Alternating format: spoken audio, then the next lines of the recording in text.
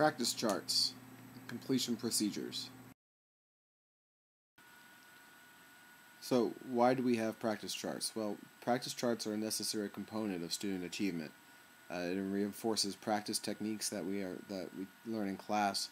It aids in rehearsal preparation, which means that the students come more prepared for class. We get to spend more time on group learning rather than fixing individual problems. It encourages musical independence, with the goal being that students are more able to practice on their own and play on their own, and it allows for music making in the classroom.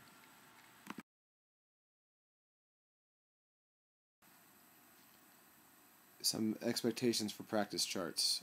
Students are expected to place an X in the appropriate box for each day that at least 20 minutes of a focused practice session occurred.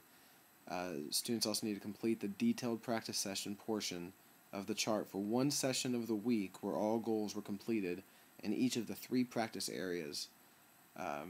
Also, they'll need to turn in a completed practice chart each week.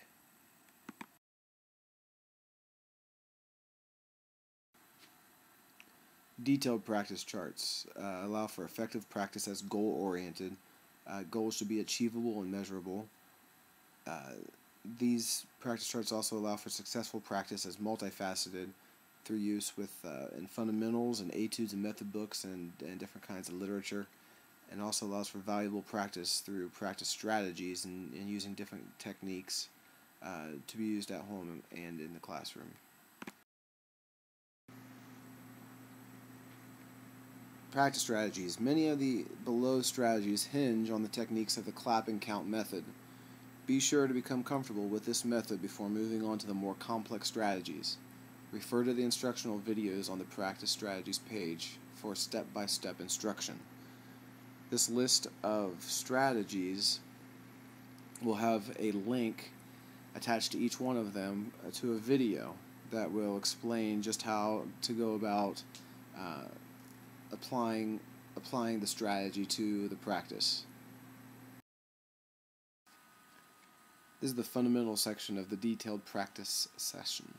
You need to place an X in the box next to each completed exercise.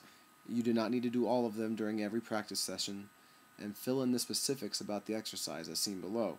As you see here, we have a list of fundamental concepts, and only 3 of them are chosen. In this example, for breathing exercises, the goal is to, in 4 complete breaths, breathe 4 counts in and hiss for 8 counts. This goal is set first. Once the goal is completed, you mark how much time it took.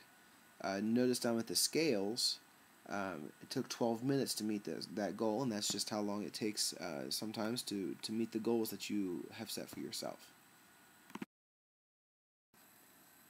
Etude and method books. All players should be working on building technical skills specific to their instrument. Use any method book or etude book appropriate for your skill.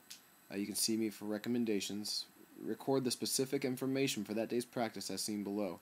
This happens to be an example from a clarinet etude book.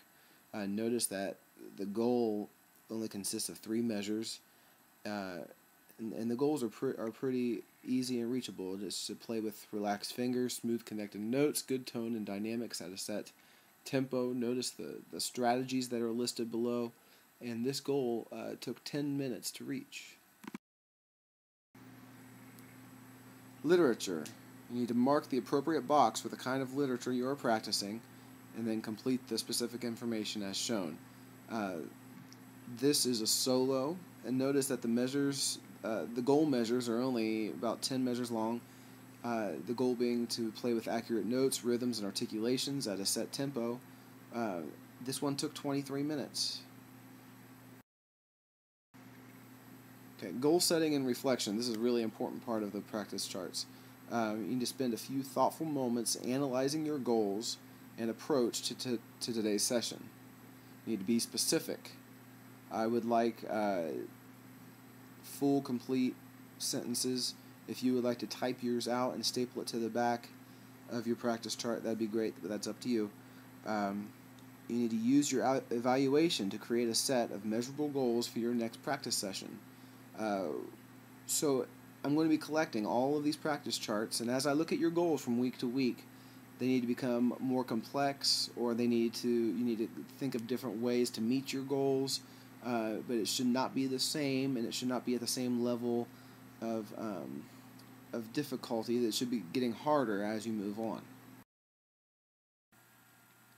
Some things to keep in mind regarding practice time. The amount of required practice should be based strictly on what is necessary to fully meet your stated goals.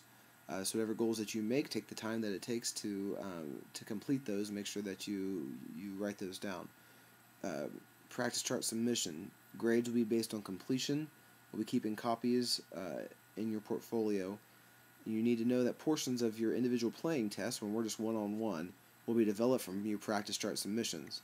This will allow us to give you positive feedback on the goals that you've achieved, and also allow for us to check that the goals that are being turned into us are actually being accomplished at home.